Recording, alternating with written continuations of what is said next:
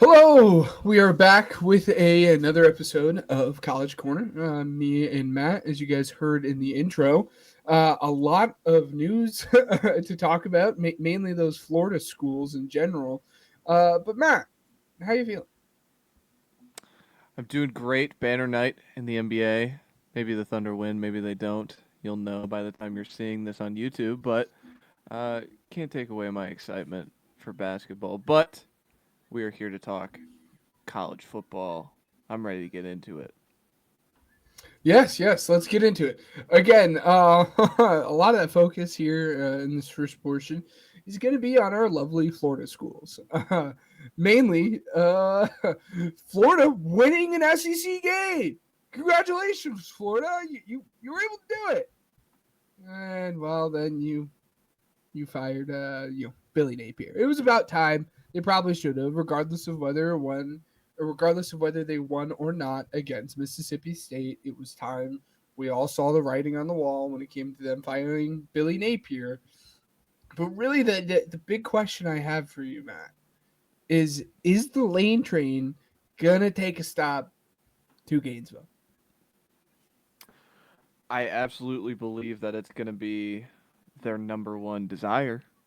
I think it's going to be their number one real try because there was certainly interest a few years ago when they fired Mullen to get Lane to come to Gainesville, and of course they pivot to Napier, who succeeds at Louisiana, succeeds at in the Sun Belt, but just can't make the step up in competition. Got good talent. I mean, you look at what Dallas Wilson has done in his limited time. You saw what Lagway could look like in Mm-hmm. stretches last season. Jaden Baugh, I think Jaden Baugh might be the best running back in the entire conference. Like I'm that high on that player, and yeah, That's it's crazy, tough, man. especially considering Hardy's in that conference. I yeah, but you watch what Hardy was able to do against like the Bama front and what Baugh was doing against the Texas front. Like it's just comparing those data points, one of one. It's why I'm really confident in the player. But I mean, for Napier, it was just overstayed his welcome.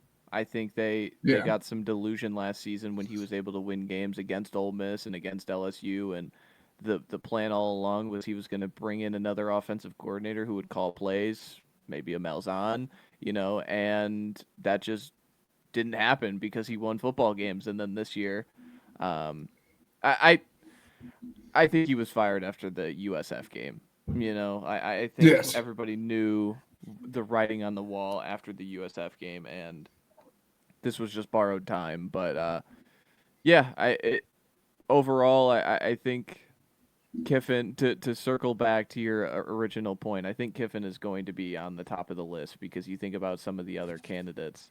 I just don't think anyone's as qualified as Lane, and at the same time, I don't think has the track record of Lane Yeah. to do it. And then you think about like you really think they're gonna take a stab at like Summerall? Oh, let's dig into the G5 Louisiana route again. Like there's no chance. There's no chance they do that. No, yeah, and if Lane doesn't end up in Florida, it's not because Florida didn't try. It truly is because Lane is like, at this point of my career, I am very happy at Old Miss. I'm succeeding at Old Miss. Why would I leave? So it just depends on what Lane decides he wants to do with the rest of his career. But again, if he doesn't end up at Florida and he stays at Old Miss, it's not going to be because Florida's lack of trying to do such. And man, this has to be like a record thus far for like the amount of like Power Four coaches fired like in season. It is getting ridiculous. And there's still more to come at this point with guys like Hugh Freeze and whatnot. But Bill Belichick, maybe even, I don't know. Only time can tell. Um, Moving on to another Florida team. Man, we went into last week. We said there are three top, like top of the league or top of the college football teams. One of them being Miami, And Carson Beck said, "Hold my beer." Like it was only a matter of time for Carson Beck to rear his ugly head at some point, and Carson Beck to be Carson Beck. He ended this game. What was it? Was it 3 interceptions? Four. Um, 4 interceptions, and no matter how good of a team you have, especially in that defensive side of the football that Miami has, or at least line of scrimmage wise, it's not going to matter. You're going to lose if your quarterback throws 4 interceptions in a game, regardless of the level of competition that it is. But did you watch this game?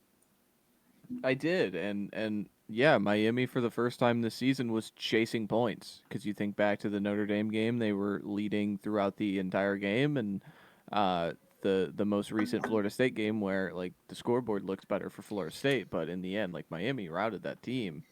Uh, I think this was Jeff Brom off a bye. Jeff Brom just continues to perform in these top five matchup games. There's another name to mention for Florida. Just throwing it out there. If you want a good ball coach, go the A&M route. You know how they went with Elko. I don't think Jeff Brom is a bad choice by any means necessary because of his performance in these games. And you think about just the players. You think about, Isaac Brown looking the way he did for the first time in weeks, and weeks. Like since the Yeah. JMU game, he has not looked like that. And Chris Bell at receiver, what he was able to do, and specifically that touchdown catch early in the fourth quarter when it felt like it was getting away from him, he's able to convert that big touchdown, and it keeps them ahead by multiple scores at the end of the or early in the fourth quarter. So, yeah, I think that I still stand by how I felt about the trenches of this team, but Mm-hmm. to finally see this passing game have to chase points and Carson Beck to show up the Georgia thing where it's like spooked by pressure, man. He cannot beat that allocation. Like the guy just can't handle it. And just overall, and I give a ton of credit to Louisville's defensive line. They kicked ass, man. They were really really good for 4 quarters, and they didn't stop. And that's how you create a turnover at the end of the game when Miami is in field goal range. Like they are in range. They have one of the better kickers in the country this year. So to have that happen was pretty incredible. Yeah, and all of that being said, I'm gonna really put on my AP poll voting hat here. I know they just lost. I still think pretty firmly that Miami is still the best team in the ACC. Yeah. Again, I understand they have the ACC loss, and I'm being a hypocrite with how much I make fun of the AP poll voters when it comes to ranking teams, even though just a week ago a team beat them or whatnot. But I still think the fact that Miami was still in this game, even though Carson Beck threw 4 interceptions, it's really a testament to how good this team is in Miami. And the fact that you can be in a game where your quarterback throws 4 interceptions really shows you mostly how complete your team is outside of some bad quarterback play. Um, but moving on to the final Florida team here, you had joked what when discussing games last week that like Norvell can't win ACC games. How funny would it be if they go all the way out there to California and lose? Haha. Well, yeah, that's exactly what happened. Again, we touched on it briefly on the episode that came out on Monday morning. He died. I mean, Thomas Castellanos died on the field there for a second. They had a chance to win this game, but it's why?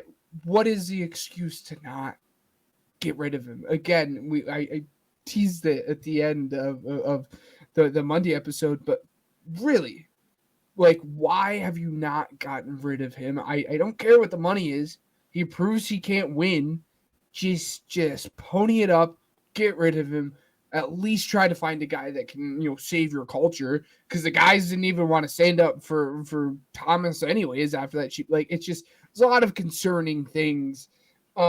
Matt, could you think of any justification as to why FSU is still hanging on to Norvell? They don't have the money. They don't have the Money! money. Ah! They don't. They don't. I mean, that's it. That's the end of the discussion, because their athletic director comes out and he has like a little statement that's kind of, we're gonna make a decision and do a performance check at the end of the season, kind of things like that. So it's not a weekly occurrence where it's like each week we're like, oh, is this the week Norvell gets fired? Like, they're going. I think they told us that, hey, let's get a month. Let's get him. And the way his contract is structured, I sent this to you, is like it's richer than Franklin right now. If you were to fire him, it's $62 million over the course of 6 years. If you were to wait till the end of the season, it would be like, I think, a little under 54, like 53.8.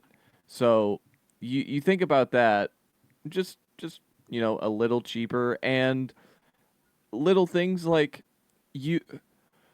Someone made a good point of like, also the way why you fire your coach is to inject energy for home games, to sell tickets, to get people to Yeah. come. Well, they already played their games that matter at home. Like the two games left at home are Wake Forest and Virginia Tech. It's not like they go to Clemson, they go to Florida, they go to NC State. Like, they already got their Bama game, they already got their Miami game at home. So it's like, at, why do we need to fire him? And then, like, Malzahn doesn't want to be a head coach. So it's like, you're going to make him the interim? You're going to make a guy who just doesn't really want to be here the interim? And I think you were more straying on the side of, like, he would just resign and leave the program if you tried to make him the interim head coach, to be honest. I think the Yeah. guy just wants to call plays. But, yeah, for Florida State, I think it's just, this is similar to the Napier discussion. Like, that's the nail in the coffin for Mike Norvell. Like, it just is. And I don't think there's anything saving it. You think about where we were going into September when they beat Alabama. Like, it's like the Knolls are back. And now it's still just can't win an ACC game, and you can't beat Stanford. Like, I mean, maybe Stanford isn't the worst power conference team, but they're pretty You're low. pretty gosh darn close. They're pretty low on the list. So, uh, yeah, for them, and then the status of Castellanos is going to be interesting to follow as well. It's and did you see the end of that game? That was peak college football. That was Pac-12 after dark. Once again Yes. performed. Like, you get the backup quarterback comes in, he makes a monster throw downfield that's like underthrown somewhat, gets the interference, or he catches it, goes out of bounds, and no, I'm describing this complete. I'm butchering this entire thing. It's been so long, but no, it's an underthrown ball. He catches it. They don't think he caught it, and so clock stops to reset the chains. Even though they thought it was an incomplete pass, they then let Florida State line up. They then called it a complete pass. So Florida State gets an opportunity to just spike the ball, like with 2 seconds left, instead of like running up, and the clock would expire on them. They get the spike, then they get one play at the end zone, throw it to the end zone. There's the interference I was mentioning. And then you see them push it in. He got in. Like, I was just like watching it Yes. live. I'm like, there's no chance he's not in. He's definitely in the end zone. The Florida State running back, or Florida State runner, and they rule him short, and Stanford wins. And I was stunned. I was stunned to see it end like that, but it was peak to see it end that way. You get all the jokes in about Norvell, like, oh, you got to walk back to Tallahassee, but still, it's just a peak finish of a college football day. Absolutely. Uh, and now we're gonna move on to a little bit of a SEC check in on a couple teams here. Really quickly, I'm gonna kind of go over 4 or 5 games. You let me know when to stop when you want to talk about this. Um, well, Georgia and Alabama continue to be the top dogs in the SEC. Georgia beating Ole Miss. There's a moment there. It looks well, not a moment for the majority of the game. You're like, oh, can Ole Miss kind of pull this away? And then Bama beats Tennessee. Again, those top dogs continue to be those top dogs. Vandy finally, in true Vandy fashion, beat LSU on the backs of Diego Pavia doing absolutely what you would expect Diego Pavia to do. He didn't have like a stellar passing game, but he was the leading rusher in this entire game from either team, scoring 2 touchdowns. I think it was like 85 rushing yards or something along those lines. And then finally, I just had to, because you are on here and you are my co host. Texas, oh my gosh. What in the world? Texas really almost lost to Kentucky. That game went into overtime. Um, Arch didn't have any interceptions, but was just very, very inefficient. Like, it just continues to not look good. They weren't really able to get much going on the ground game either. But you're lucky that you have Colin Simmons and Anthony Hill playing on the back end of your defense. That being said, are there any of those SEC games or any SEC games that I left out that you want to touch on? Uh, I mean the Vandy rise for Vanderbilt to win a game at home against LSU, and they mentioned it where they didn't rush the field. Like as meaningful as that, as meaningful as that is, just Vanderbilt is now a good enough program that they could beat LSU and they don't feel the need to rush the field. I think that's just a cool little tidbit to have. And then you go to the Georgia Ole Miss game where Ole Miss is just in control. What was it? Lane goes 5 for 5 on touchdown drives to start the game, and then the ending hits, and Georgia rallies, and Stockton was damn good in that game. Like he is just, Mm-hmm. it's someone said it where it's like, yeah, the guy's not going to be playing on Sundays, but for damn sure he's good on Saturdays. Like, and how many guys have Georgia had walk through like the first year of Beck and Stetson for a few years there. Like they just continue to produce enough quarterback play there. And for Ole Miss, it's I said it going into the game. Lane never wins this game. Lane never even shows up in this game. Like this is Yeah. always the spot where it's top 10 team on the road. Ole Miss has expectations. They just never show up in the spot, and the offense did.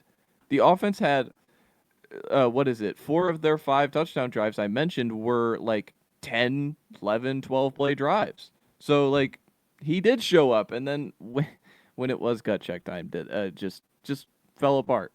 But they have another opportunity to redeem themselves this weekend. They didn't fall too far in the poll. And then lastly, you talked about Tennessee, Alabama. Um, I'm a little miffed. Even if Texas, like, even though Texas had like a pissing down their leg moment against Kentucky where they survive against Kentucky. To have Tennessee 5 spots ahead of them, what's Tennessee's win at Mississippi State? That's fair. That's their best win, and like they're still sitting up there, and I think their whole thing is, well, they pushed Georgia for like far enough, I guess, but still, just little things like that where it's like as a fan, I get a little annoyed that it's like, oh, Texas went down for winning. That kind of blows. Like even if it is Kentucky, I Yeah. just still want to. I don't like that, but and then lastly, seeing Mizzou, one of my absolute favorite moments of the weekend had nothing to do with football, but it was Mizzou kicked a field goal in overtime, and it was missed, just completely missed, wide left. And they showed Eli Drinkowitz again. This was against Auburn, and he fist bumps, and he just starts running on the field. And then he gets about halfway and looks up, and he just goes, like puts a hand, like surrender cobra, puts the hands on the head, and I couldn't stop laughing for like 20 minutes. Just watching him run under the way he strutted jogged. He was like like kind of like that, and just was feeling himself as he got to midway through the to the field and realized, well, wait, we're still playing football. Like I thought that was fun, but Mizzou survived against Auburn. Auburn's still looking for their first SEC win. Yes, absolutely. Shifting our focus onto the other big conference here. Michigan muzzles the Huskies. Damon, hopes and dreams were just absolutely shattered in that second half of the game. It was 7-7 going into the second half. Damon ends up throwing 3 touchdowns. Michigan's run game continues to look just fine, even with Justice Haynes being out. IU continues to look like IU. Congratulations. It's going to be fun. A little bit of a test here this coming weekend against UCLA. Um, Penn State, they showed more fight than I mean, they lost, but they showed more fight than I would have thought Penn State was going to do, especially against Iowa. Congratulations. You actually put up 24 points against a good defense. It looked better than I would have expected from them, coming from a team that just lost, their quarterback that has the star name and James Franklin and firing him and whatnot. And then finally, UCS, you disappointed me. You really disappointed me. And more specifically, Jade Mayava. Come on, man. You just got to get the ball where it needs to go. For you to have the 2 interceptions in this game, it's just absolute backbreaker. Again, it's kind of the pressure got a little bit too much for him going into the week. People are like, oh, is he the sleeper quarterback for the draft this year? Like, is he the sleeper Heisman, candidate? And then he absolutely, pisses down his leg in South Bend. And nice. They end up losing by 10 points. But any Big Ten games worth mentioning? Yeah, I mean USC Notre Dame got most of my attention throughout the night slate. I mean USC cold and rainy. It was cold and rainy, and the boys couldn't compete. That was the biggest, the biggest thing that I saw from that game. And then like you touched on Michigan, like there was never a doubt in that game. Like it was close at halftime, but just the way they were able to churn out yards, even with Justin Haynes not playing on the ground specifically, was pretty impressive. And I mean, it's a body clock game for Washington, going from the West Coast to playing at 11 o'clock. Like that's not fun. And then you mentioned Indiana. I mean, Indiana, just kind of suffocates Michigan State. Michigan State is a very poor team. I would not be surprised if Jonathan Smith, their head coach, goes to UCLA if he gets that offer, because I think that is a West Coast guy at heart, and I think it's not going well at Michigan State. And then touching on some of the other stuff, I mean, UCLA wins again. Northwestern is 3-1 in the Big Ten. Did you know that, Ben? And then Oh. Oregon drops a nuke on Rutgers, and you're probably saying, well, what classifies as a nuke? 750 offensive yards classifies as a nuke. They dropped it on Rutgers. And Minnesota beats Nebraska, the most obvious upset of all time. I swear, just the most obvious upset of all time. And what is it? I feel like I'm missing one. Oh yeah, Ohio State, dude. Ohio State's just incredible. They're so good. This is I hate this. I Okay, hate this. let's play someone good, Ohio State. I hate that. I don't care. That's I don't my care. thing. It's I'm just so not. suffocating. Like it's just so suffocating because like you can make the argument they've played nobody good. Like Minnesota is 5-2 and is winning games in this conference. Illinois is ranked in the top 25. Washington is like right on those fringes. Like, and then I get it, the Wisconsin game. They should kill Wisconsin, and they did. So it's like I don't know where to go with this team. Like I think we're all in fast forward mode to when they're playing Indiana in December, and that's when we're gonna figure it out. And maybe they maybe they beat Michigan. Like that's the only other like little data point where I Oh. think the only people that care are the people in Columbus because we saw them be able to lose to Michigan last year and it didn't matter. They were still in and they killed people because of it. Yeah. I just, again, I caveat. I still think Ohio State is the best team in the country, and I want that to be known. Obviously, I want that out there. I want that on record. That being said, it is hard for me to judge how good Ohio State is compared to the rest of the country right now because they haven't had like that win. And like they have the Texas win, but we know how Texas has looked. I apologize, Matt, but we know how Texas has looked throughout different points in the season. Texas has their ups and their downs. But outside of that, there's not like a win there. Congratulations. And obviously, I'm biased. I completely understand that, and I'm acknowledging that. But I'm not 100% fully convinced that in a neutral site, well, it really wouldn't even be a neutral site because it would be in Indianapolis.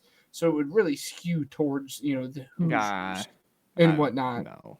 It absolutely would. Come on. No. They Ohio State That didn't make this game last year. I think fans would absolutely make the trip.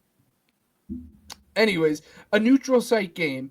I am still not 100% convinced that Oregon would win this game.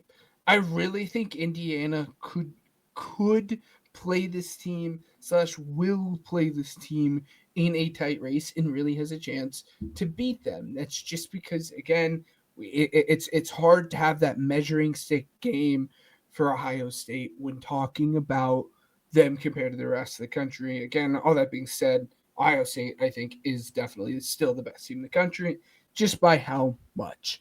And then finally, just a tiny bit of group of five watch here.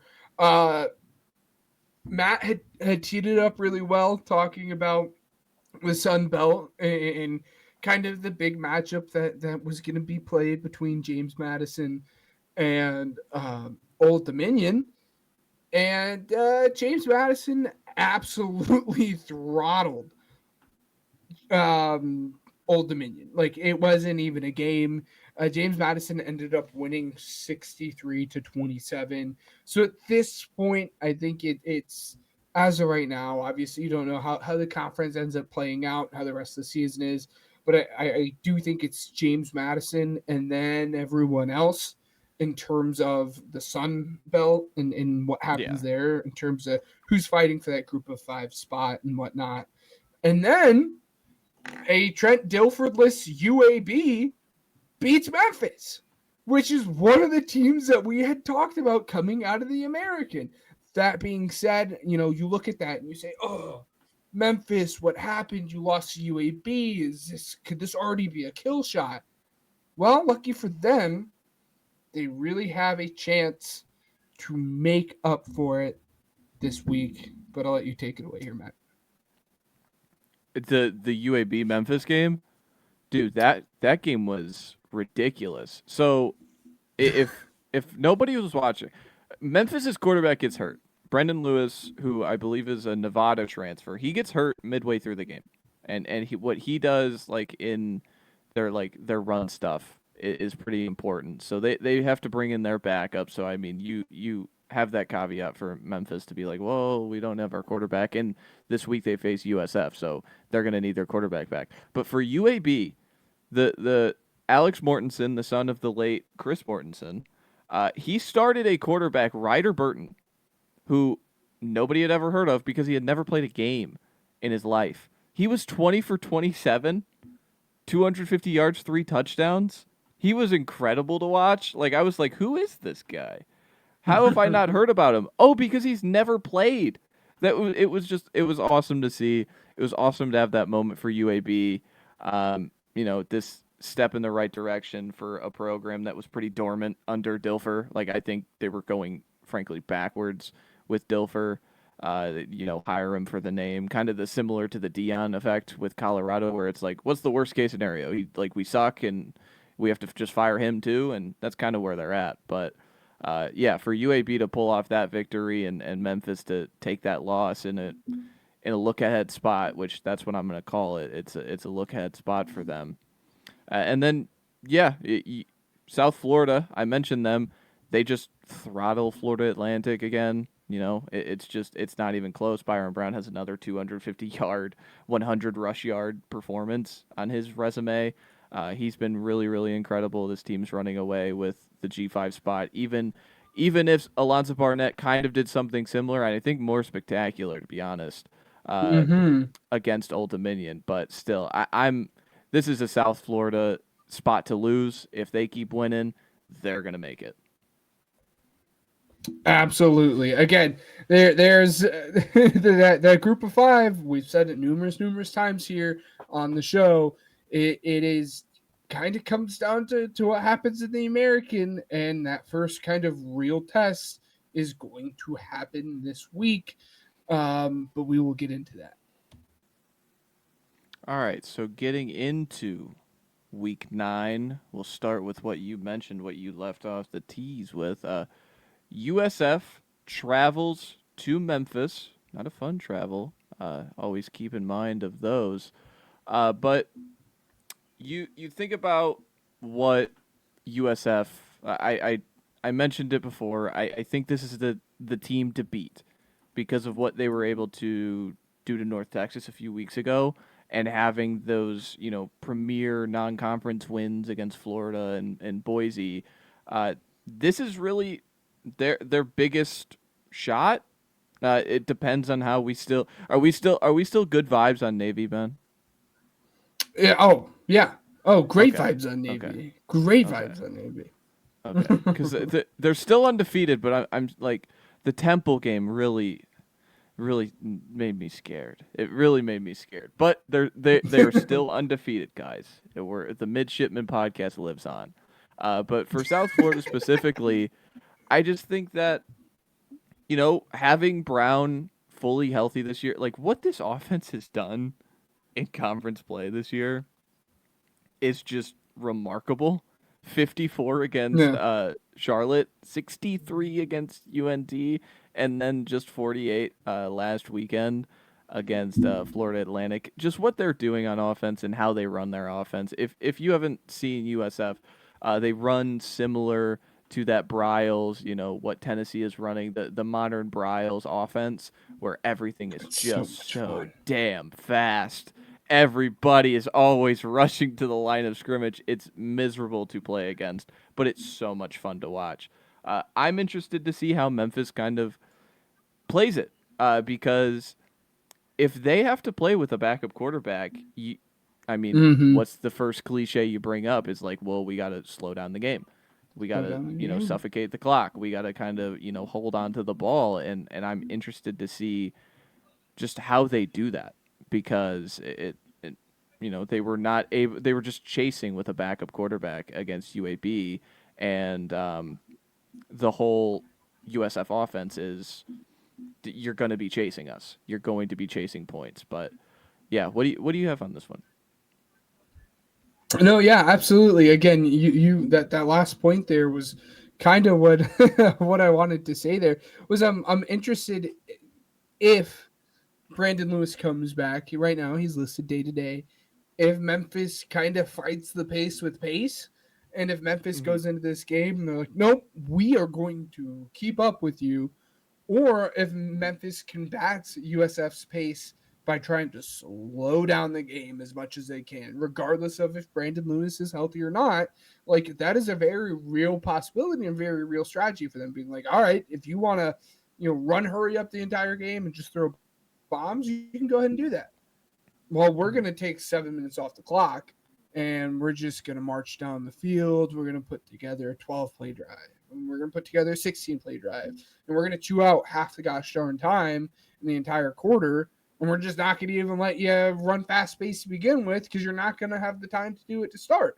But again, I think so much of that does just stem from whether or not Brandon Lewis is playing. Again, he's listed as day to day. We're recording this Tuesday night, so there's still not a whole lot Still of so much in the air. information. Yeah. Yes, exactly. So again, only time will tell what happens with the quarterback situation there. But this is just again one of those really big, key swing matchups that we had talked about in the American. I'm just interested to see the way that the coin falls. Yeah, I mean, you look at advanced metrics. These are two, top 35 ish football teams. So I'm just interested to see how this is played, especially from Memphis' side, because I think leaning into the home crowd, leaning into the suffocation of time, I think is going to be valuable when you are missing your quarterback, or if you're missing your quarterback.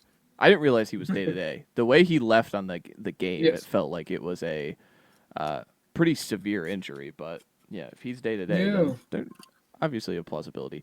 Let's get to another game around that same time span, early noon Eastern. Ole Miss, we talked about it. Ole Miss has another opportunity at one of these road high leverage games in the conference, this time against Oklahoma. Much better defense, which is weird to say, Oklahoma has the much better defense than Georgia, but it is true this year. And Ole Miss Yep. was able to up and down Georgia, like I mentioned, and Oklahoma. Outside of a half against Texas, the second half against Texas, they have suffocated everybody. They were able to suffocate once again. We didn't really mention the game, but they suffocated South Carolina this past weekend. So, what do you have on this one? Yeah, it really comes back to can John Mateer start playing a little bit more like John Mateer that we had seen early in the season, and then vice versa. Does Old Miss have the can Old Miss capitalize on the opportunities that John Mateer is going to give them? Because John Mm-hmm. Mateer will inevitably give them the opportunities. Obviously, that is the big criticism when talking about John Mateer is just everything is a fastball. That's who he is. And can when the opportunity presents itself, can Old Miss capitalize on that? I think he's trying to, John Mateer is going to look to have a bounce back game against an SEC opponent, against a good SEC opponent, I should say. Um, but I'm really taking Old Miss here, and with the way John Mateer has played the last time we'd seen him playing a good SEC team, I don't think it's crazy to say that Trinidad Chambliss might be the better quarterback in this matchup battle. Just saying. Mm. Fun take, fun take, fun take. Chambliss looked great against Georgia, man. I That's thought what he I love settled him. in. I love this kid, dude. He settled into the game very quickly. Like it wasn't usually you even with like Dart when he played at Ole Miss, it was a progressive kind of gear up to where he settled in like the mid second quarter. Ch- Chambliss was ready to go. He was ready to roll, man. Uh, I mean, obviously we know about his sprays downfield. That's why he didn't have a good completion percentage, and one of his biggest throws of the game was a catch and run. But just being able to keep the ball Mhm. out of harm's way and just what he does as a scrambler and making plays like that, that was something that Arch did really well in that half I mentioned against Oklahoma was him moving off platform and making plays downfield. So that's what Mister Chaos and Chambliss can do. So I'm really interested to see how they settle into that game early. I would I'm taking Ole Miss. And then we get into the Yeah. second SDC game, the top 15 matchup. Uh, yes, obviously we're talking about Vanderbilt and Mizzou, as we all expected before the season. Two 6-1 football teams in an essentially elimination match. I think. Yes. Yeah. I don't know for sure, but you think about team.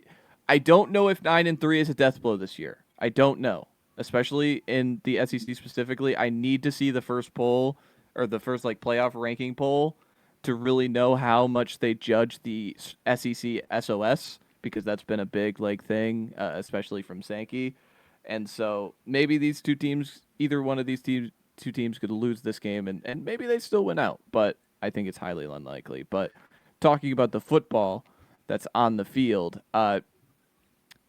Vanderbilt this is kind of a very identical looking matchup. Both of these teams want to establish Yes. through the run. They both want to run their quarterback and get that, get those opportunities to break big runs with those guys. They're both very successful at it. They're both top 15 in success rate at running the football this year. So, Ben, what do you got from this one? Yes, for that reason, as you were saying, where the game plan is probably going to be very same with what the teams want to do, and the archetype of the quarterback being very similar with one another. I really think it comes down to which quarterback can make plays through the air when it matters the most. Because I have no doubt that both Diego Pavia and Bo Pabula are both going to be able to run and get their yards as they do in a game-to-game basis. But there are both question marks for both of them when it comes to passing. So who can make the big play when it matters the most? And I think whoever can do that is going to find themselves victorious in this game. At the end of the day, I just like the dog in Diego more. And if it's a close game, I'm going to default to to the guy that I know has the grit compared to what Bo Pabula has done in the crunch time when they need him. So yeah, I'm going to default to Diego Pavia here. Yeah, I absolutely agree with you. I can't get enough of this guy. I really can't. Mm-hmm. I think Pavia is tremendous. He's the second best quarterback in the conference. I don't think I'm missing anybody, frankly. I think it's Simpson and then it's him. And what he's been able to do in these spots specifically, I know they lost to Alabama this year, but they drove down in Tuscaloosa multiple times. Like he talked about it in the post game where it was like, all I got to do is, you know, I got to take care of the football in the red zone. And they did against LSU. They were able to finish drives. I've raved about the LSU defense all year long since the game against Clemson, and it felt like up and down for Vanderbilt. What was it? They finished with literally just under 400 yards. I thought they got to 400. They finished with 399 with 239 on the ground. So it's just what they are able to do as a presence. This is I like to mention a lunch pail game for Damon Wilson and Zion Young. Those guys are really going to have to set the edge in this one. So I'm going to take Vandy just because we got to keep riding the Vandy train. I want to see how high they can get up the polls because I think 10's too low. I think Yeah. 10's too. I would put them over Ole Miss. Yes. Yes. No. Yeah. Yeah. Yeah. I think I'd probably put that.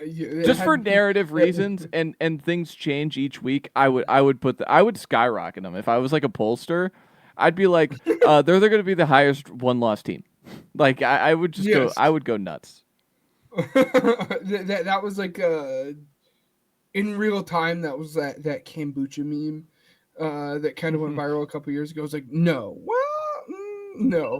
That's kind of how I felt there. But yeah, well, you kind of stole the last point I want to talk about was Zion Young and Damon Wilson. I mean, arguably the best pass rushing duo in all of college football right now. And I'm just really interested to see how Diego Pavia handles that pressure, and how well they can kind of set those lanes. Not to get too much into scouting, but I really do like how Zion Young, more specifically of the two, can kind of set his lane and stay within his rush lane and whatnot. And we'll see if maybe if he overextends himself and Diego can make use of it or not. Absolutely, absolutely. You got to pick up this one. Yeah, Vanderbilt. Yes, yes. All right, Vandy Pod, Vandy and Navy Pod, and then Darn right. we get into the final. This was one you wanted to mention of the games of the week before we kind of, change the trajectory because we every slate is great. there's not as many pronounced games of the week this week as there were Mm-hmm. last week. So we're going to change it up after this one. But this was one you wanted to talk about. 11th ranked BYU, undefeated BYU, coming off a Holy War victory. Travel to Ames, Iowa. Iowa State favored at home. This was a team that one time or another was ranked in the top 10. So we can go back in time, and now they're unranked. They're coming. Oh, excuse me. Coming off a bye, and coming off a 2-game losing streak. So this is the spot Matt Campbell loves to be in when you're counting out Iowa State, when you're counting out those Cyclones. That is when he strikes. But even if the books are kind of on them, but this was one you made mention of, so I'll let you kick it off. The majority of it comes down to BYU getting another test. We had talked about it with the Holy War going into this past week. Um, and there aren't a whole lot of statistics backing it up, and maybe it's just the BYU factor of it all, and Bear Bachmeyer wearing the weird number of it all. But I can't put my tongue on it, and I do think BYU belongs at 11 right now. But there is something about BYU that I'm just not sold on as one of these top 15 teams in the country, and I don't know what it is. And like I know it's very like casual of me to come on the podcast and be like, I don't like BYU, but I don't know why.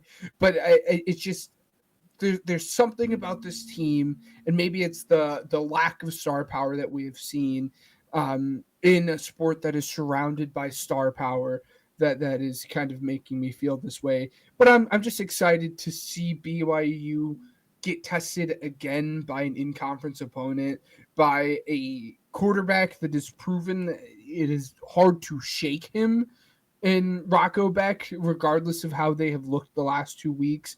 He is a pretty steady force within this program. I'm just interested to see if Iowa State, as you said, can kind of bounce back a little bit and do what we're kind of used to from the Cyclones here. But again, just not sold on BYU, and I'm just excited to see if they can prove me wrong or not. Yeah, we talked about it last week going into the Holy War, where it was who could run the ball. This was two top 3 teams in terms of yards per game in the Big 12 in Utah and BYU in rush yards, and also defensively they were both in the top 3 of least yards allowed. Both of them ran for 200 in that game. Mm-hmm. But BYU felt more sustainable, if that makes sense. One of Utah's like biggest plays of the game was a long run, so like that kind of skews it in their direction.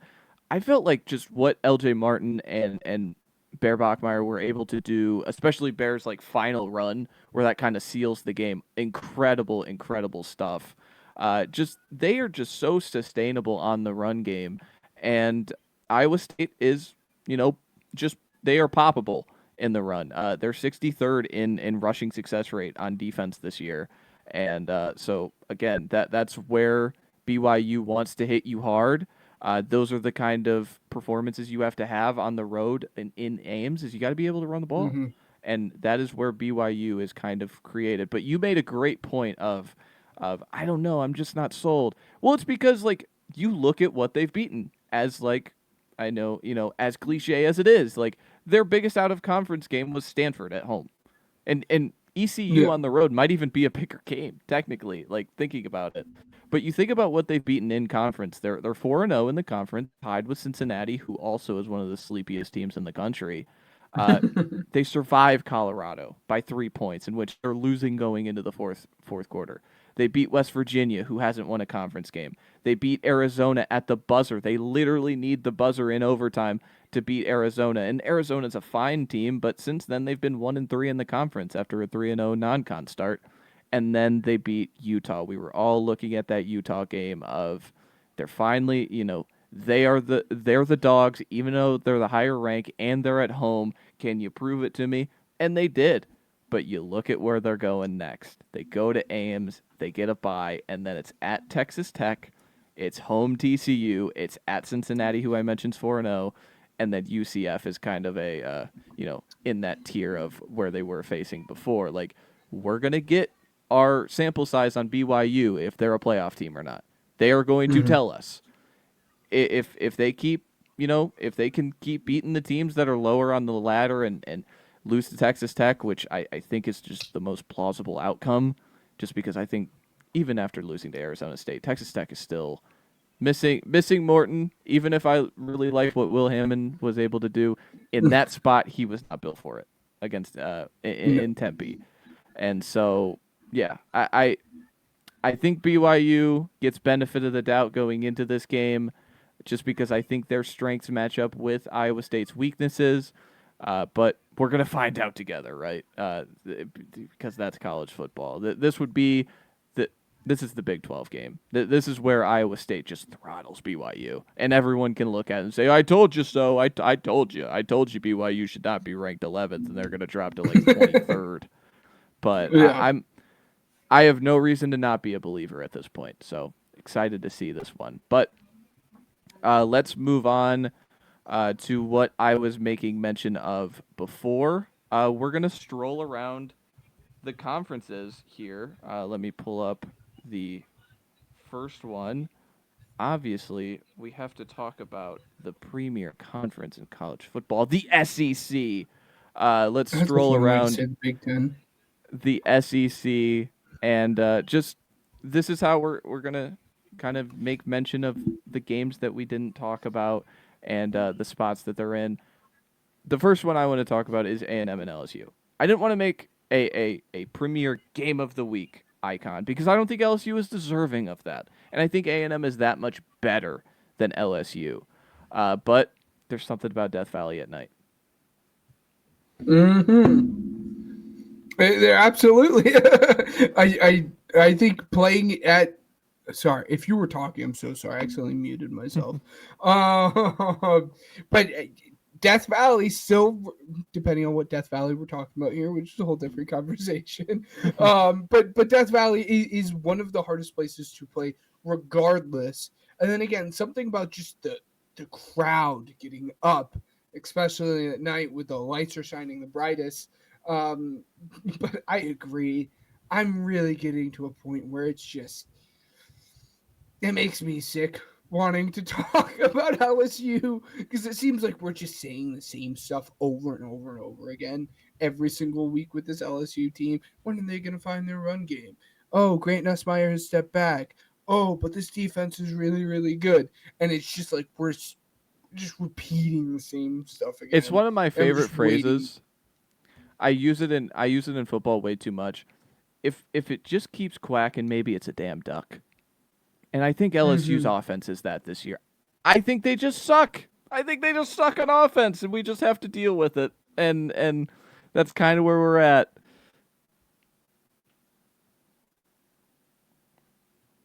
But yeah, I think where we're at with LSU specifically, this is just. I mean, this is the spot where they could really get somebody.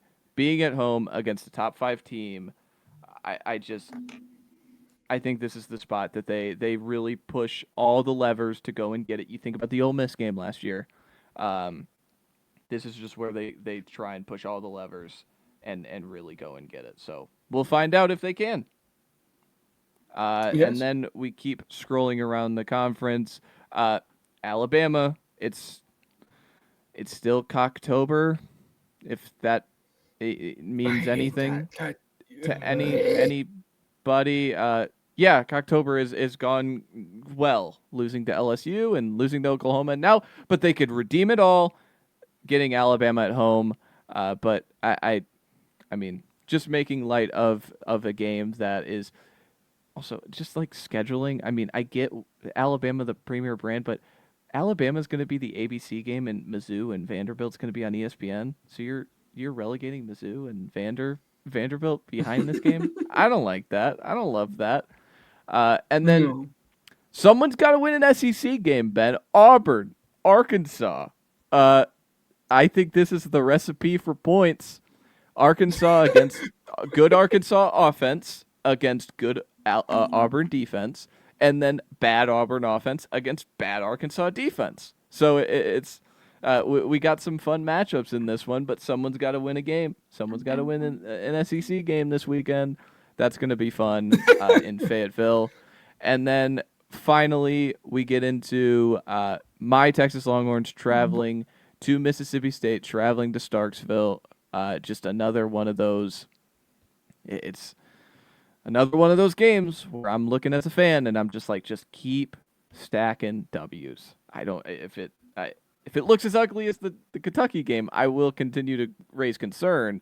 But I think just keep stacking W's the way that they have, and get back home, man. Like I don't know who scheduled this F1 thing that they did this year, where F1 is taken over Austin for the month of October. So guess what? Yes. Texas didn't play a single game at DKR in all of October. How did we allow this? Also, they didn't get the Ohio State game to start the year.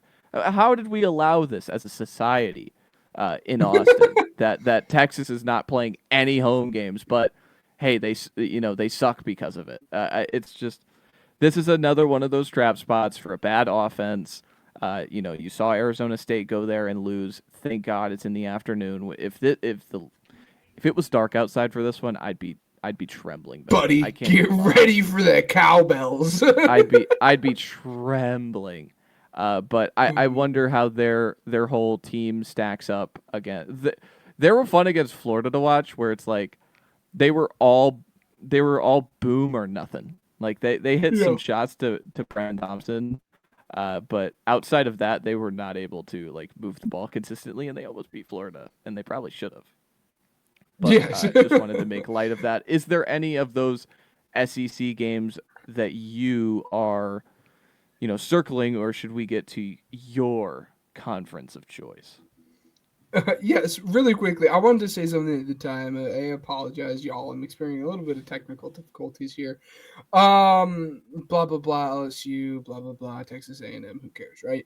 The big one is Auburn versus Arkansas for me. Like, I think me and you are probably in agreement that outside of the quarterback position, Auburn has just flat out the better team. But I think this is a very I don't know what it is about this game, but something about this game just seems like a very typical game that Arkansas is just gonna find a way to win. And Taylon Green is just gonna be like, oh yeah, you remember that one time you guys thought I was one of the best quarterbacks in the SEC? Here I am again. Don't forget me. I'm still here, jumping up and down, like waving his arms, like I still exist. I still do play football. It might be for a bad team, but I still am a good quarterback. And I think again, I don't know what the line was. I think Arkansas was favored by 2.5. But again, this just seems like a very Arkansas thing to go and do and win this game, despite probably having the worst roster of the two teams. That's Absolutely. it. Absolutely. We'll move on. Let's talk about some Big Ten football. Switching it over to the Midwest. Ohio State is on bye this week, so we have that to make note of. But Indiana against UCLA, the powerhouse UCLA Bruins. I just love that UCLA and Northwestern are 3-1 in the conference. I can't get enough of looking at the standings in this conference. That is like a real stat. But UCLA travels to Indiana. They have not lost since upgrading Jerry Neuheisel to offensive coordinator, and Tim Skipper has been the interim head coach. But you think about that one, Ben. Is there any stuff you have on that one? Big noon kickoff. That's fun. It's always fun to have big noon kickoff here in this beautiful, beautiful city. That being said, there are a lot of people, and maybe I'm getting too big for my bridges here, but there are a lot of people that are like, "Oh, you better watch out, UCLA. It might be good." I don't think they're wrong. No, I think I think they're not the worst Power Four school that like we thought they were through the first Hang the couple banner. weeks of the season. Yeah, hang the banner. We're not the worst Power Four school. But I still don't think they're like something to be super worried about. Nico's finally, finding his stride and whatnot, but I think this defense is gonna absolutely just shut them down. I don't think there's much UCLA's defense can do against IU's offense. So of all the people, I'm not very worried about this game. Let's go Hoosiers, baby. Absolutely, absolutely. Have no fear when you are the Indiana Hoosiers in football. Apparently, they're so good. They're so good. And then we get into the 2:30 window. Some just fun football. Do any of these four teams have a real playoff opportunity? I think one of them a very very low opportunity. But Illinois, Washington, and Minnesota and Iowa is just good football. I want to believe. Like I think these are Mhm. just good football teams, top 50 football teams, teams who are obviously going to make a bowl, and just fun to stack up another data point here. Specifically, more Illinois, Washington than Minnesota, Iowa. Just having Yes. Illinois travel to Seattle, Washington outside of the drubbing against Ohio State. They've been really really good at scoring points in Husky Stadium, so I am intrigued to see how they score against Illinois. This is kind of the battle of the winner of this game will be ranked in the top 25, the loser will not. Like that's kind of the way I'm looking at it. And then Yeah. Minnesota and Iowa. I've said it before, like there's something to Drake Lindsey that I'm just like I'm a fan of at Minnesota. Like I just like watching him play football. I think it's just Well, like the honorable football of like they play kind of similar to the NFL. They have a pro style scheme. They play with 12 personnel. They play under center. His big long shots are mostly like long developed under center play action. So it's just stuff that I enjoy as a football fan. So like I really enjoy Minnesota football. And then Iowa, I enjoy Gronowski. Maybe Gronowski's not going to be like really really good at I Iowa, was gonna but he's ask. winning football games. They're 5-2, baby. He's They're five so and two, bad. Stop it. and He's but he so could run. He bad. could run the ball. He He's could run the ball. so bad. He's so bad. I don't know how Did you you see that even enjoy it at 70-yard this run he point. had? Get out of here. Yes. He's Justin Fields. He's the one Justin Fields. That's what he is. Get He's out of so here, dude. I am perplexed. I know we're talking about it like the Big Ten, and I don't want to spend too much time on it, but like I don't know what curse is put on like Iowa and more specifically like that quarterback room because I was so happy to see them like have a competent passing quarterback. And then he just like I was so immediately gets excited there for him. and just like can't pass the football. Oh He had gosh. 68 pass yards against Penn State. Just incredible. But I I like him. I like him. I have fun with him. But then we get into the nightcap. Does Wisconsin score a point against Oregon? They have not scored against Iowa. They did not score against Ohio State. Do they score against Oregon? Yes or no? No. I'm gonna go with Oh no. no. Yeah, I think Lanning likes those little like things. He's like, what, you think you're gonna score on me, MFer? All right, try. No. Uh, Yeah.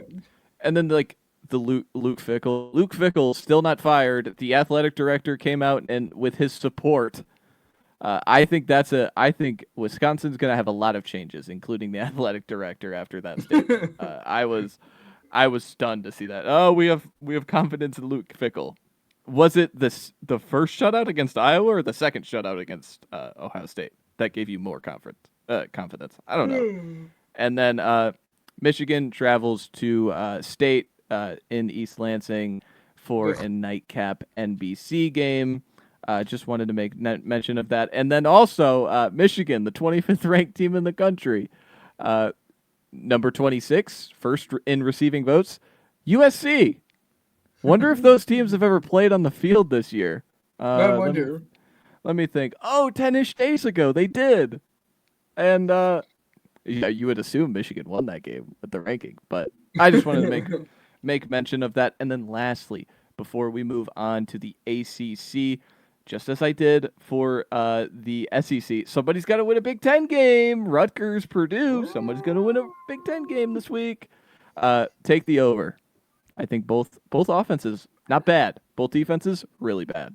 I that's Telling our beautiful listeners to take the over in Rutgers. I know Purdue Purdue game scored is 3. just- I know Purdue scored 3 against Northwestern. You're saying, "Oh, they scored 3." They've scored points at home against everybody.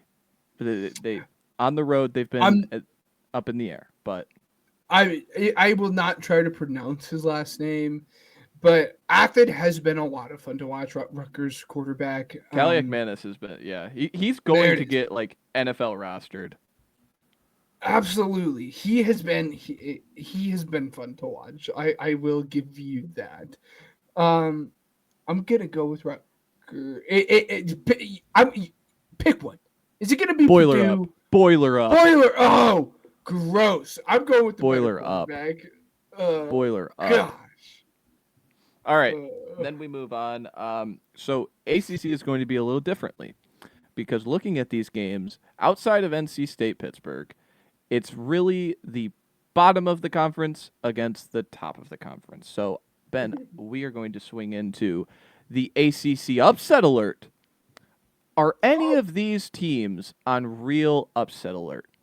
Syracuse travels to 7th Georgia Tech. Virginia travels to UNC to face Chapel Hill in Chapel Hill. Stanford travels all the way to Miami. And then lastly, BC travels to Louisville. I know you're probably going to say nobody. But if you had to pick one, is there an upset in the ACC we should keep an eye on? Because this is a kind of snoozy conference this week. But I wanted to make light of any given Saturday. And I think there's a good chance one of these teams at least gets scared. I'll throw in SMU and Wake Forest here too, just because SMU is 3-0 in the conference. Wake Forest is not a bad football team. I think they're a fine football team. That's why I don't really include them in, the Stanford kind of category here. But SMU being 3-0 in the conference also could be qualified for this. But of any of those games, is there a team or matchup that you're like, oh man, I don't love that? No, not particularly. Obviously, that's a cop-out answer. If I was going to be strong-armed into one of them, it would probably be Syracuse, just because of all the quarterbacks. Steve Angeli is the one that I like the most. So I would say Angeli's hurt. Angeli's hurt. He's hurt. Do you think of Oh! Ricky Collins? Oh gosh. Well, yeah. Well, that throws a whole lot of. We'll go North Carolina, Chapel Hill, on the hill, because they're playing at home. That is literally the only reason why, and also like Virginia sucks. The only reason they're 16 is because they play in the ACC. Like, I know it's a lot of conference bias when talking about the ACC. Listen, I really need Virginia to win this game so you could like point and laugh and just beating Virginia is not for everybody, and it's only for NC State this year. So I need them to beat North Carolina, please. That would be great. They have been a lot. Virginia has been a lot of fun to watch with the way this offense operates, but it's just not super sold on them. So I'm gonna say Chapel Hill just because they're like the only home team, but I really hate like all of it. And if you were to ask me, I would tell you every favorite team will win by multiple touchdowns. Yeah, I agree, but it's just like you got that feeling in your gut where it's like when you see sleepiness in a conference like this, something's bound to happen. Something like we're gonna get the Gio Lopez game or something. Like something's going to go weird. But I'm gonna stick with your original. I'm gonna go Syracuse just because I think Georgia Tech can kind of lull themselves into these games. where they lean too much into what they do really well, where it's like they beat the hell out of you and then they just can't finish drives. Like they just can't finish drives. And I love Fran Brown. I do. I really, Yes. I'm really pushing hard. Can we push the Fran Brown for Penn State job? Like, can we push that agenda? I'm pushing it. I hope that happens. Oh, come on. Um, I do. I think he's just got the energy in the Northeast that you don't really see, and yeah, if there's a one game sample size where he's coming in there and let's go get him, I love this spot for him. Uh, and then lastly, outside of the ACC, we'll talk about the Big 12. We'll kind of do a little check in here. We don't have to talk about all the games, but a little check in here because I just want to make mention of like now that Texas Tech is lost, this kind of opens the door for everybody else because I am still of the Texas Tech is the best team in the conference. And Yes. but are they in a tier of their own? I don't think you can say that anymore because you can, even missing like they were poor against Utah with Morton.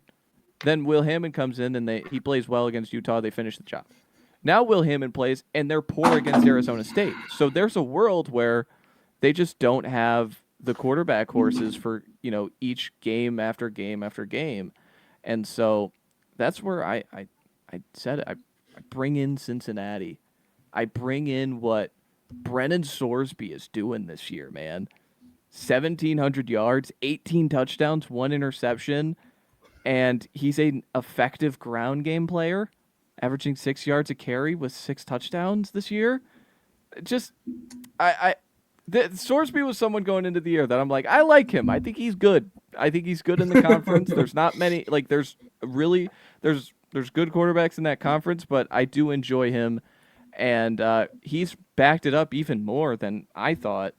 And they're 4-0 in the conference. And then we talked about BYU and Iowa State. Kansas State, Kansas kind of has no real implications over the conference, but hey, it's a rivalry game. It's always a game to kind of circle there.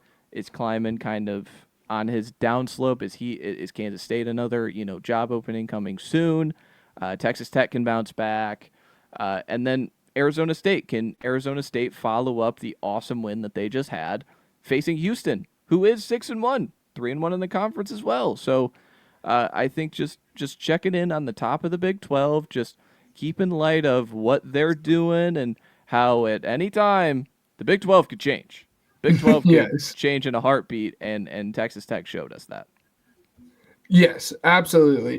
That being said, I mean, to answer your question, Texas Tech, I still think is clearly the best team in the country. Or well, not in the country. Whoa, whoa, whoa, whoa, whoa, whoa, whoa. Backpedal. Still the best team in the conference. Let me say, still the best team in the conference, and I think I know they lost, but by I would say a margin, and that's for one reason and one reason only. It's because they actually have like a defense, which is like a crazy, almost like sacrilegious thing to say. Like, oh, Mhm. a Big 12 team has a defense, They do. but They do. I mean they have some guys, man. I mean, obviously, mainly David Bailey and Jacob Rodriguez. Like those two guys are just so much fun to watch, but like it's just there's not really a defense in the rest of the Big 12 that I'm like, yes, I trust you to get a stop. Mm-hmm. But I think Texas Tech has that. Like they Mm-hmm. really are fun to watch, and again, it's shocking watching a Big 12 team have a defense because it just has like never happened in my lifetime ever. Um, but for that reason, I do think they are still the best Big 12 team in the country. Um, as you said, Cincinnati, Baylor, Bears versus Bearcats. I'm not sold on Sorsby. Biased again. I had to watch him for a little bit of time at IU. Bad. It was awful. So I am biased towards him, but he really has been like that sleeper team that you had mentioned. They've been a lot of fun. And then neither are very good at this point, but K State versus Kansas. It Hmm. is just fun. And again, it's going to be a battle of fun quarterbacks. Again, not necessarily good quarterbacks. It's going to be Avery Johnson and then an old man on Texas or on Kansas's side, which I still have no clue how he is playing football. I feel like he's like 30 years old.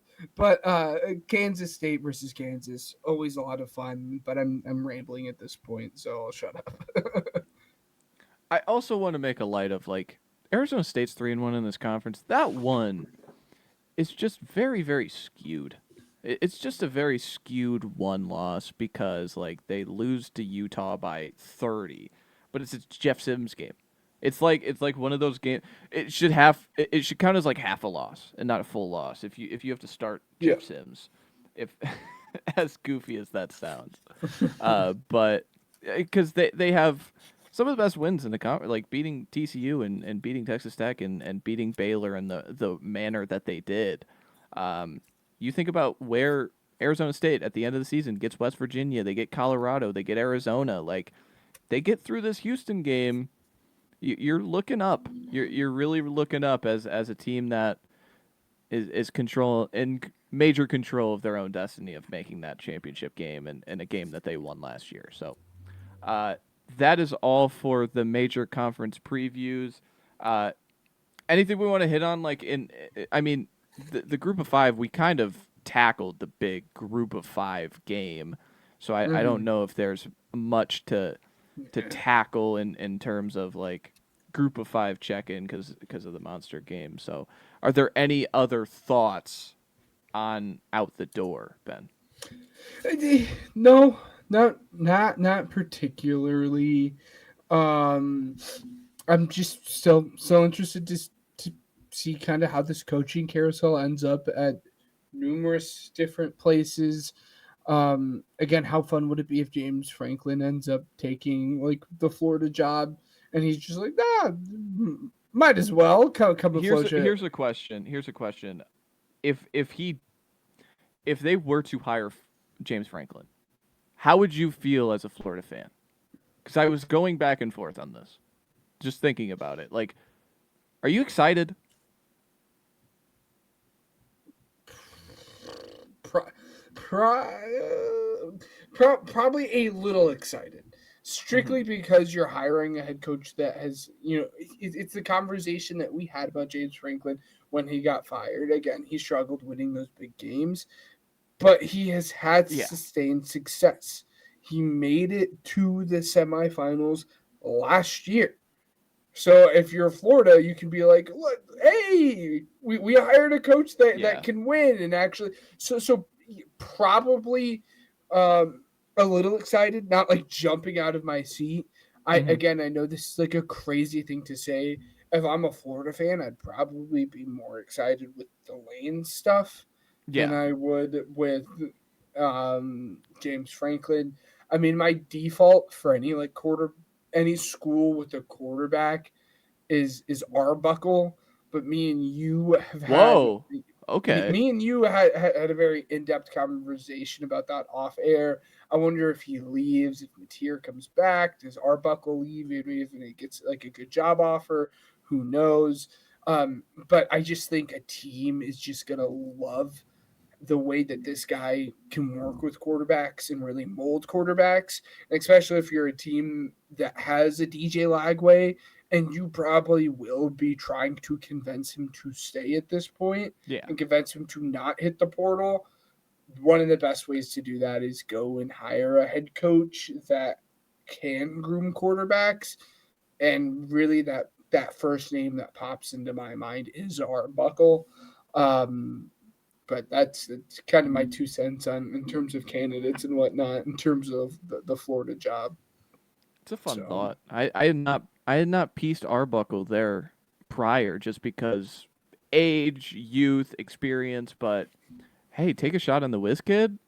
I yeah, think that'd be like I think that would get, you know, I think it'd get boosters involved. oh yeah, If OU finishes strong, if OU like kind of tails yes, off a little bit, then there would be much more, much harder sell. But it's like, hey, we couldn't get Lane. Let's get the next best thing. Like let's get Lane light. and maybe more upside than Lane technically because he's so much younger. But that's a fun little Yes. thought there. The Franklin thing, I what you said of the big games is like I think there is a real Florida argument of like, okay, like you can't win big games, I get it, but like you're not coming here and there's not like Purdue and Rutgers you get every year. Like this is going to Starkville is not similar to going to Purdue and things like that. So it's like Yeah. those games are really, really just mighty on the tolling of a schedule. So I think that would be the one pushback from Florida fans of getting Franklin of like, hey, yeah, he can recruit high school. Yeah, like so could Billy. Like Billy got one of the number one, the higher He was. quarterbacks in Lagway and Baugh and what is it? Dallas Wilson's a 5-star. So it's like, yeah, Yeah. you're going to be able to recruit out of Florida because you can pay, and you just have the Florida prestige. But it's I mean it's winning. It's winning as cliche as it is. So, two things. First off, I want to make a coaching thing, and then I want to hop back over to Florida. Um, really quickly, I'm shocked that Mike Shanahan's name, IU Mike Shanahan, not like Yeah, NFL Mike Shanahan, but IU Mike Shanahan. I'm shocked his names just aren't floated around more often in head coaching conversations, just because his ability to continue to do it. My guess would be because people are like, well, how much of it is you versus how much of it is Kurt? But I'm just shocked that his name hasn't been floated around. But back to the Florida stuff really quickly. A lot of debate online. Is Florida considered a blue blood in your mind? I don't know. I I I I don't think in my head I can't, just because I don't think like throughout the history of their program they've been a big name, but throughout the history of the program they really haven't had like that long period of sustained success. They had the 2 or 3 years with Tebow, and yeah then they had a couple years in the 80s or 90s. But like other than that, like they didn't put together like this long stretch of just dominance. We're one of the best teams in the country, like other blue bloods have. But yeah. that's been a conversation going around college football. Some people are saying yes, some people are saying no. I just wanted to know what your opinion was. I would lean no. I lean no Mhm. just because it's so uber prestigious to be a blue blood. Like Yeah, I think there's like okay now it's like it's Bama, Ohio State, Michigan, Notre Dame, I think Texas, Texas OU, and then is like Nebraska. is USC the cutoff? Nebraska is also from the 90s. Is Yeah, USC, Nebraska, those are kind of the cutoffs, right? I think yeah, I that's would think so. But because they're Georgia's like never won enough. yes. LSU gets like one every decade or so where they just get it right. Like I think the 2019 team does a lot of heavy lifting for LSU, Yes. but they've been really successful over the last like 25 years though. I'll give them that. I think LSU, but yeah, I think it's 8. I think 8 would be Yes. my grouping. I think that's like the cutoff line, and Florida's just off it. But interesting question to pose for Yes. just to think about. But uh, yeah, I think that's all for College Corner this week. Once again, tackled all the biggest college football storylines. We tackled all the recap. We tackled all of what is to come on Saturday. Uh, thank you very much.